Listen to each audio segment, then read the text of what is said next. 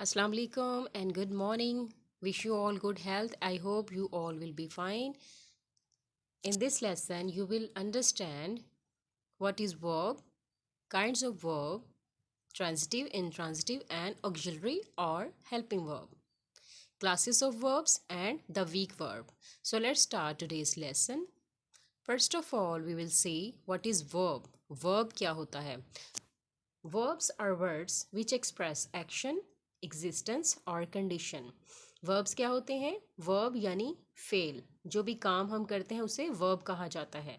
ये किस चीज़ को शो करते हैं यानी जाहिर करते हैं, एक्शन यानी हमारे काम को, एग्जिस्टेंस यानी मौजूदगी को, और कंडीशन या किसी भी हालत को।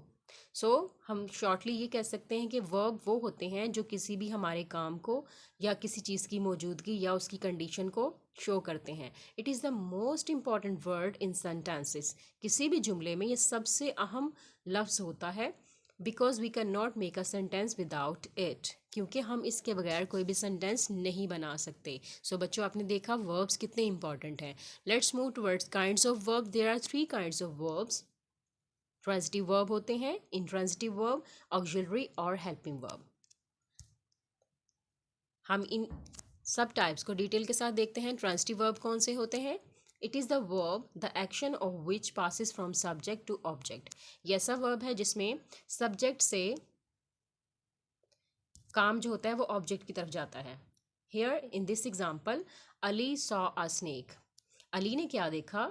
अली सब्जेक्ट, सॉ देखा, अ स्नेक एक सांप। यहाँ पे सॉ जो है ये वर्ब है, अ स्नेक इज ऑब्जेक्ट।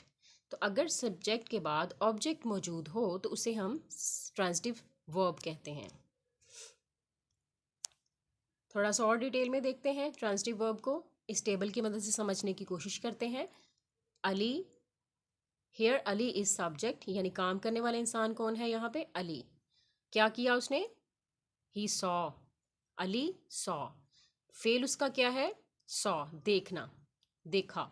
ऑब्जेक्ट क्या है यहाँ पे? अ स्नेक। अली ने क्या देखा? अ स्नेक। जिस सेंटेंस में सब्जेक्ट, वर्ब एंड ऑब्जेक्ट तीनों चीज़ें मौजूद हो, इन सेंटेंसेस को हम ट्रांजिटिव सेंटेंसेस कहते हैं और ट्रांजिटिव वर्ब कहते हैं। यानी ऐसा वर्ब जिसके बाद ऑब्जेक्ट मौजूद हो उसे हम ट्रांजिटिव वर्ब कहेंगे। Look at this second example. He sits on the sofa. Here he is subject, sits is verb, and on the sofa is an object. Now what is intransitive verb? Intransitive verb कौन से होते हैं? It is the verb, the action of which does not pass from subject to object.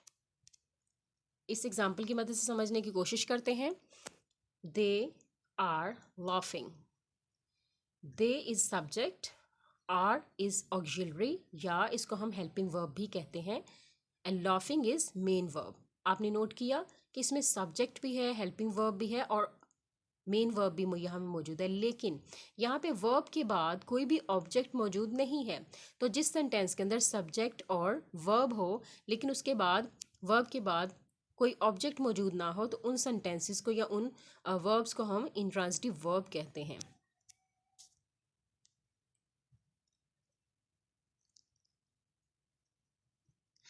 Intransitive verb को जैसे कि इस table में show किया गया है, सब्जेक्ट यानी फाइल और वर्ब यानी फेल। दे ईट, वो खाते हैं। यहाँ पे सिर्फ सब्जेक्ट है और वर्ब है, कोई भी ऑब्जेक्ट इसके बाद, वर्ब के बाद कोई भी यहाँ पे ऑब्जेक्ट मौजूद नहीं है। He jumps, he subject and jumps is verb. जिन सेंटेंसेस में सिर्फ सब्जेक्ट और वर्ब मौजूद हो वो इंट्रांजिटिव वर्ब कहलाएंगे। Now let's see auxiliary verbs क्या होते हैं। Auxiliary verb are those verbs which are used with ordinary verbs to make tenses, passive forms, negative and question. Auxiliary verb क्या होते हैं? ये टेंसेस बनाने के लिए यूज़ किए जाते हैं और नेगेटिव और क्वेश्चन बनाने के लिए यूज़ किए जाते हैं। जैसे कि इस एग्जाम्पल में अगर आप देखें, I am reading a book. Here I is subject, am is a helping verb या इसको हम ऑक्सिलरी वर्ब भी कहते हैं। Reading is a main verb, a book is object here. So यहाँ पे मेन वर्ब से पहले जो यहाँ पे यूज़ किया जा रहा है, हमने प्रीवियस लेसन में भी पढ़ा है कि ऑक्सिलरी वर्ब या इनको हेल्पिंग वर्ब भी कहते हैं, वो कौन से होते हैं। यहाँ पे फर्स्ट सेंटेंस में एम, सेकेंड सेंटेंस में अगर आप देखें they are sleeping, here are is auxiliary verb and they have won the match. यहाँ पे हैव जो है ये ऑक्सिलरी वर्ब है। So is, am, are, was, were ये सारे ऑक्सिलरी वर्ब में आते हैं।